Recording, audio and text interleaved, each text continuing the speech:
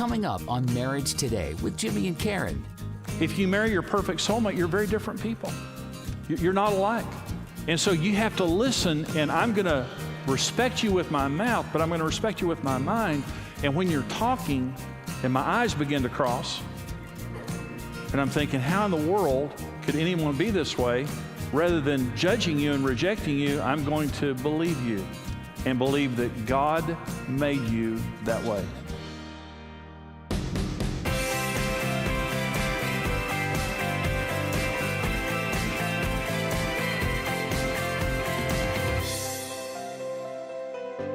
Number one inhibitor of intimacy is lack of spiritual dependence. And another way to say that is unrealistic expectations.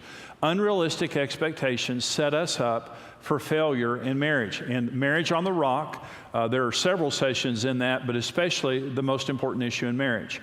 If you want to go deeper in this point, it's in Marriage on the Rock. Okay, two very common expectations that people have when they get married is this: you're going to make me happy and you're going to meet my needs. Okay, and so we get married and we think, I'm going to get married and you're going to make me happy and you're going to meet my needs. Well, the first is this: your spouse cannot meet your deepest needs. Okay, you have four needs in your life that only God can meet: acceptance, identity, security, and purpose. And God meeting those needs in you is the basis of your happiness. I love Karen, and I'm so happy with Karen, but I could be happy without Karen. Karen loves me, and she's happy with me, but she could be happy without me because of Jesus. And if we say to another person, you're my life, and I can't live without you, that is a codependent statement. And I love Karen. I don't want to live without Karen. But the point is, Jesus makes me happy, not other people. And if your happiness depends on people, then you're literally just at the whim of how people are acting that particular day. Let me say this: in the midst of people who aren't doing what I want them to do, I can still be happy because of Jesus. Acceptance, identity, security, and purpose. He accepts me for who I am. I don't have to have whiter teeth and fresher breath or six-pack abs. You know, I have washboard abs. I just have a load of towels in right now.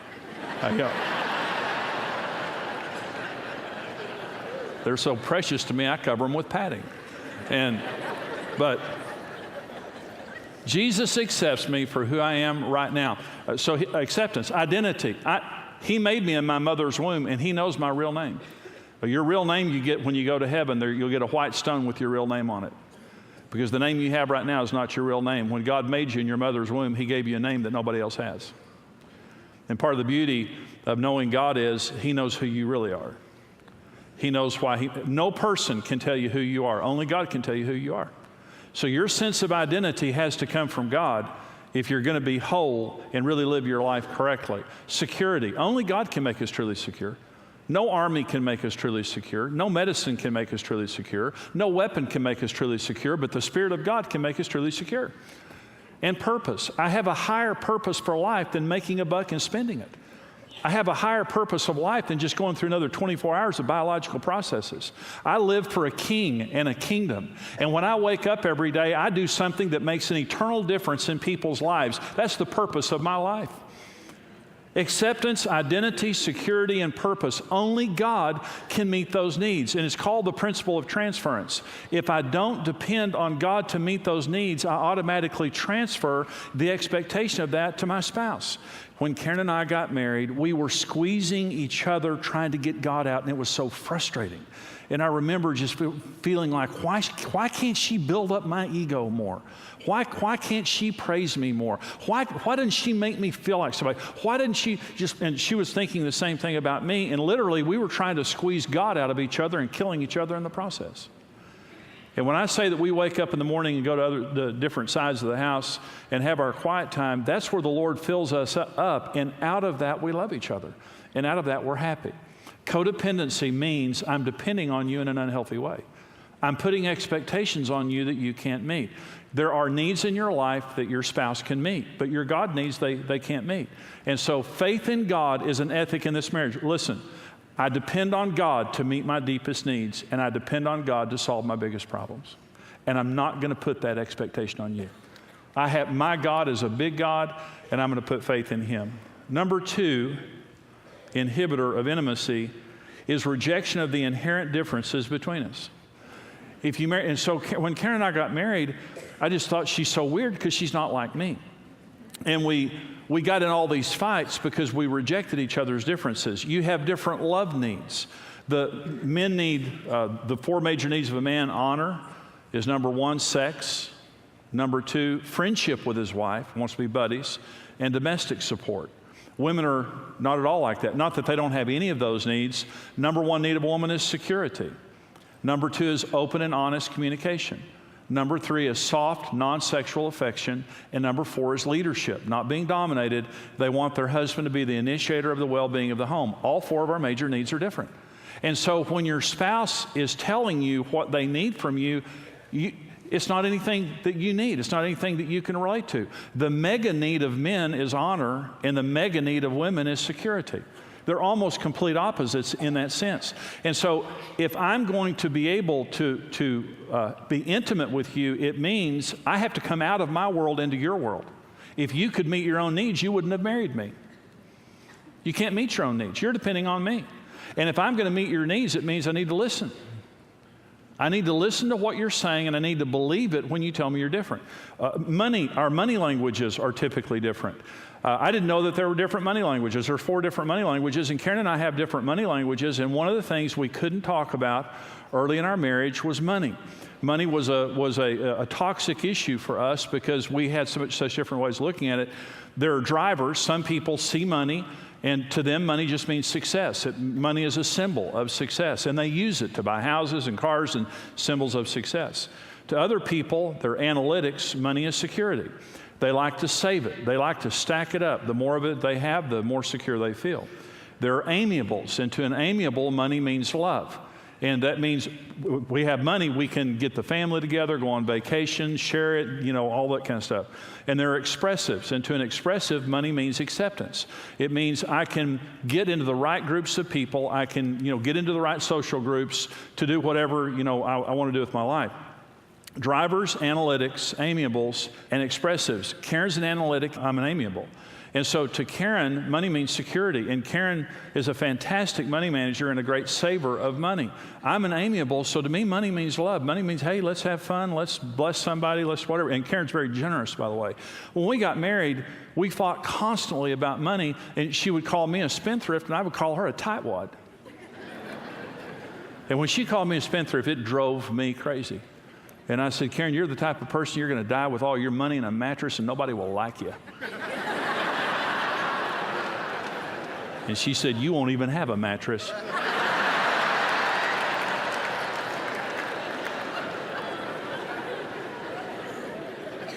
So, we're different. But let me say this. When we learned that we had a different money language and began to respect it, we make fantastic decisions together.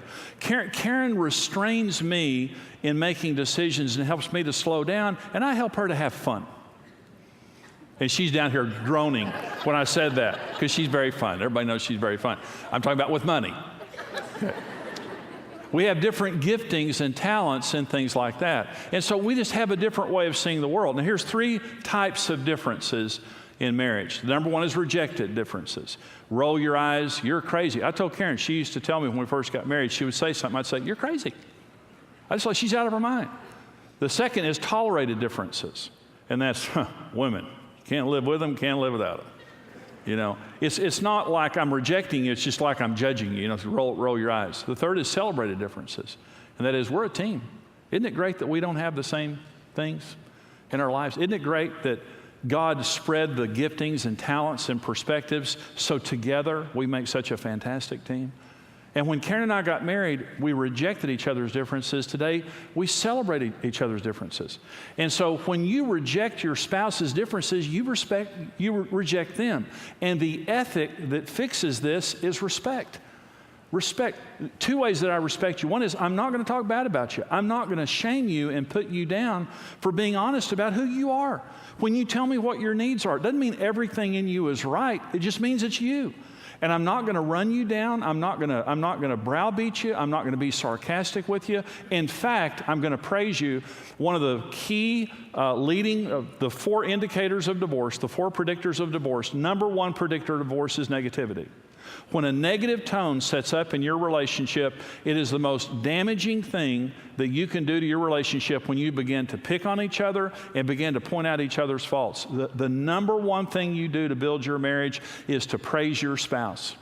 And when your spouse says something to you and you're trying to get it, you're trying to process it, don't say, man, that's weird.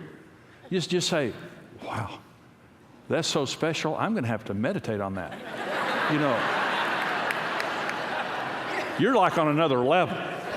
I'm trying to get there. And it makes all the difference in the world. So, and I'm going to believe you.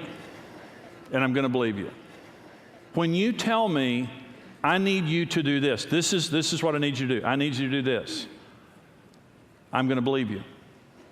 See, for years, Karen, here's what I tell people when they come to see me for counseling. Your spouse has been trying to tell you for years what their needs are. You just haven't listened.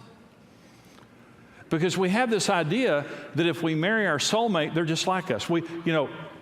Everything's just alike. That's not true. If you marry your perfect soulmate, you're very different people. You're not alike. And so you have to listen, and I'm going to respect you with my mouth, but I'm going to respect you with my mind. And when you're talking, and my eyes begin to cross, and I'm thinking, how in the world could anyone be this way? Rather than judging you and rejecting you, I'm going to believe you and believe that God made you that way.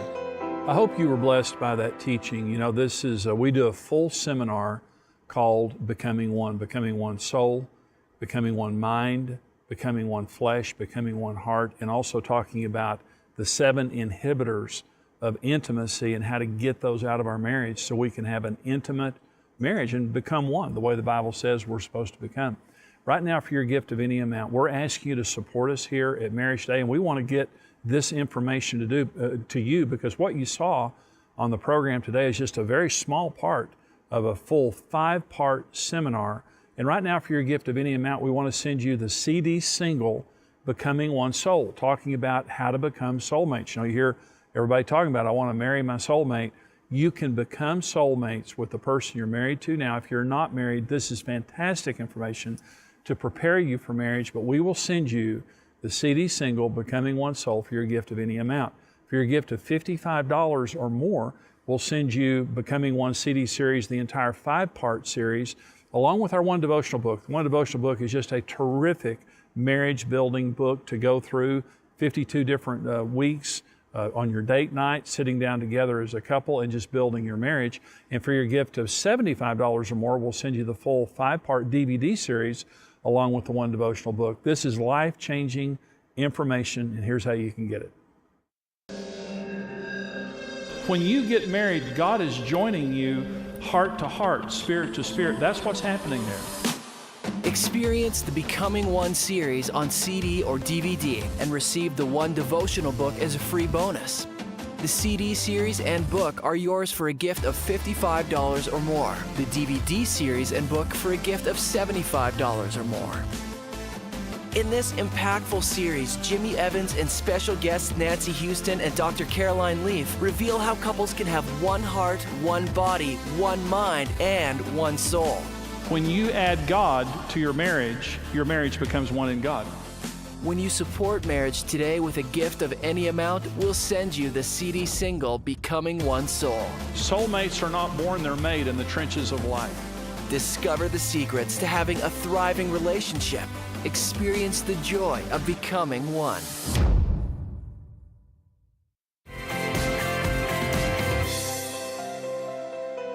You know, it's challenging for 2 very different people to become one. We have different thoughts and emotions. Becoming one requires having common expectations and accepting each other's different needs and natures. Today, conference speaker and author Dr. Caroline Leaf will share how you and your spouse can become one mind in your relationship. Your differences don't have to divide you. They can become the bridge that brings you closer together. please remember that you are all brilliant, made in the image of a brilliant God. Genesis 1:26 says that we are made in his image. So he is brilliant, you are brilliant. Turn to your wife, turn to your husband and say, listen, I can understand every word she says because you and I, we're both brilliant. Okay, so and you're also a neuroplastician. Did you know you're a neuroplastician? You have an honorary doctorate in neuroplastics because you are able to change your own brain. Neuro means brain, plastic means to change. You are designed to change your own brain. You see, we control our brain does not control us. We live in a world where we're told that, well, you know what, your genetic code and this and genes and your past and everything determine who we are, but the stamps of your past do not determine your future unless you choose to let them determine your future. Being spirit, soul, body, what we need to recognize is that with our soul realm, which is our intellect, will, and our emotions, we are actually influencing how our body functions, and we are influencing our spiritual development, and that applies in a relationship. So how you react to each other, how you react to the events and circumstances of your daily life in your relationships actually changes your brain. At the end of the day, a man tends to go inside his head, and a woman tends to go outside her head. So we think externally and with lots of words and emotions, and men think internally. And generally at the end of the day is when we are processing all the things that have been happening during the day, and a man's going inside his cave, you've heard of that concept, and a woman's coming totally outside of her cave, and that is where you can have a lot of conflict. And I remember at the beginning of our marriage looking at Mac and saying, what's wrong? And then he'd say, nothing's wrong. I'd say, but something's wrong. Look at your face. You know, and there was nothing wrong. It was me assuming that he was thinking something. Meanwhile, he was just processing the day. And so all these little misunderstandings can build. And the first 6 months of marriage is where a lot of really bad habits can build. And our relationships go through these phases. Now, when you first fall in love, there's this huge neurochemical rush. And obviously, it's spiritual too. But remember, God made everything. So God gives you spirit, your soul, your body. So this whole spiritual mind thing in a relationship has a physical representation. So we have all this chemical rush and all this incredible electrical chemical stuff going on. You process each other, and you literally are drawn to each other by these different chemicals and electromagnetic forces, literally, that God has designed to attract us to each other. When we get married and we have sex, we actually then literally are building each other inside each other's head. So as you are forming that relationship, as you are intimate with each other, you're growing each other networks inside of your head. And daily, as you reach out and say, I love you and thank you, or you may be on the negative side, you are adding branches to those networks inside of your head.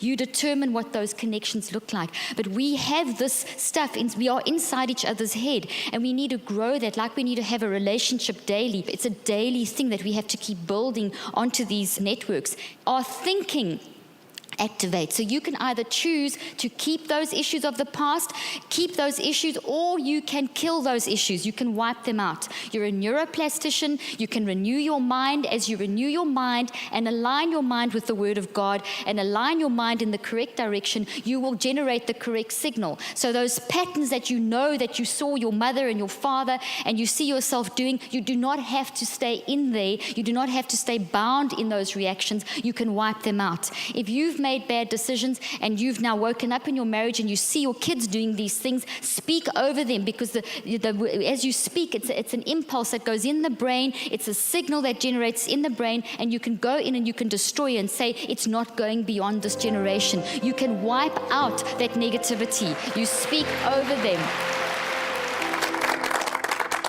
Well, this program is on Becoming One Mind from our Becoming One seminar. And Dr. Caroline Leaf is just brilliant. I mean, she is so good. And we have some questions from our viewers, Karen. The first one is for you. And this is a woman. She's saying, I'm very disillusioned with my marriage. My needs aren't getting met, and I'm not happy. How do you have a positive mindset when you feel this way? Well, I think this is probably what most women go through at some point in their marriage. And, you know, the first thing that comes to my thoughts as I was reading or having you read that is I was thinking, there's a deception in our marriages that someone said that you're supposed to make me happy.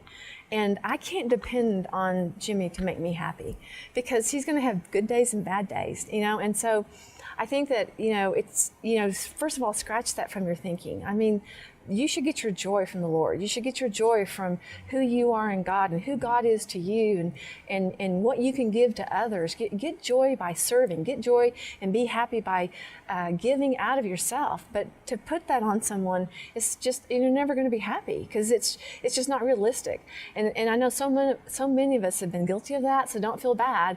But the other thing is, when Jimmy, if he's having bad times and I need to be respectful that he's going to have some bad days because I'm going to have some bad days too, and if I'm being in a bad mood, and I want some grace, when I'm in a bad mood, how much have I given him grace for when he's in a bad mood?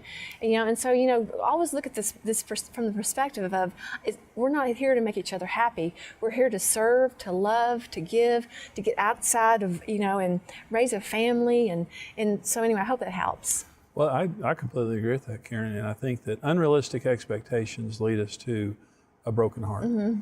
And I think that in our culture, for the most part, we have the expectation that you're going to make me happy, mm-hmm.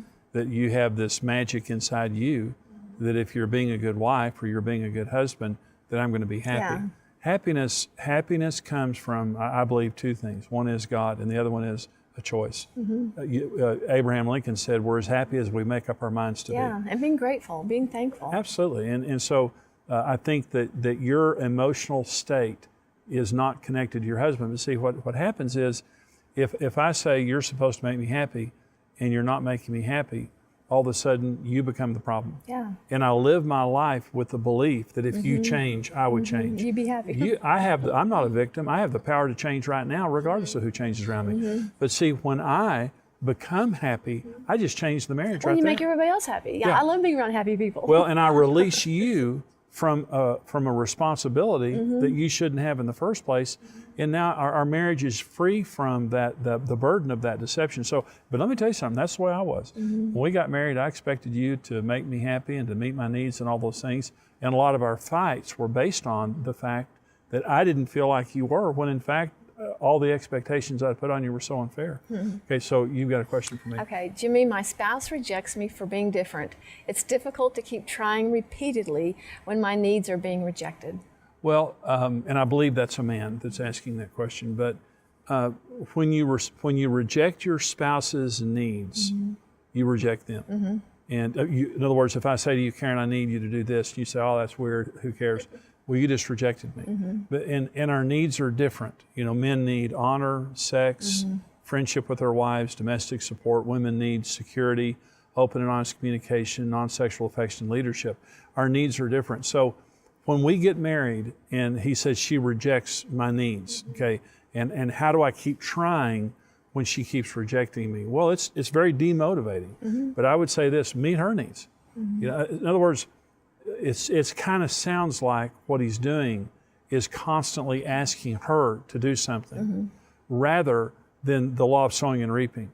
If you sow into your spouse, you're going to reap from your spouse. Mm-hmm. And meet her needs. Well, let's say this: she's not going to mind you meeting her needs. Mm-hmm.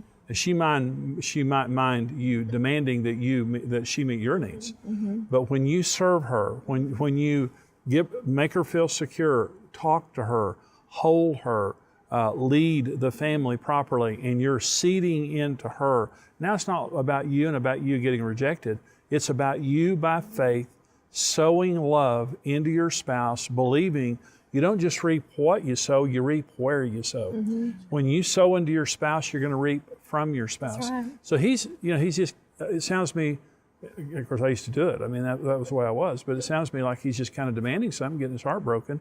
And he said, well, I'm just going to go on down the road. Surely there's somebody down there that, that will understand me. But the point is that it's really dysfunctional when, and I know he feels rejected, and I understand that. And his wife needs to be meeting his needs, and that's very important.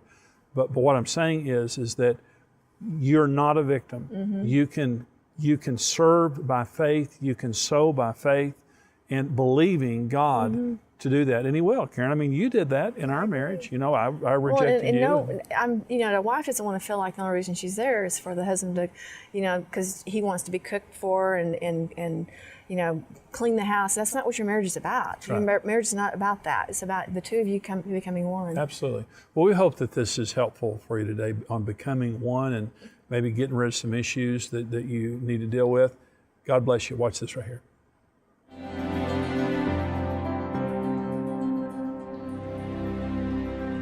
I hope you're enjoying today's program. Marriage Today with Jimmy and Karen, our television program, is broadcast into over 100 million homes every day, multiple times a day, across America, into over 200 countries worldwide.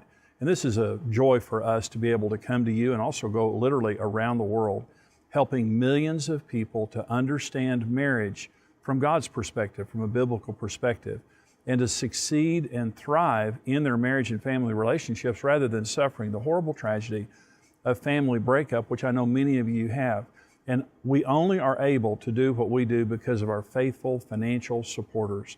And if this ministry has touched you, if you believe in what we're doing, marriage is under attack, family is under attack, and we're on the front lines of the battle to raise a biblical standard for marriage and families, to stop the onslaught of divorce and family breakup, and to help our society literally to heal, and to help our children and grandchildren to have a better world by helping people understand marriage from a biblical perspective. Everyone can succeed in marriage. God never designs anything to fail, but we need to understand God's way for marriage, and that's exactly what we do here at Marriage Today.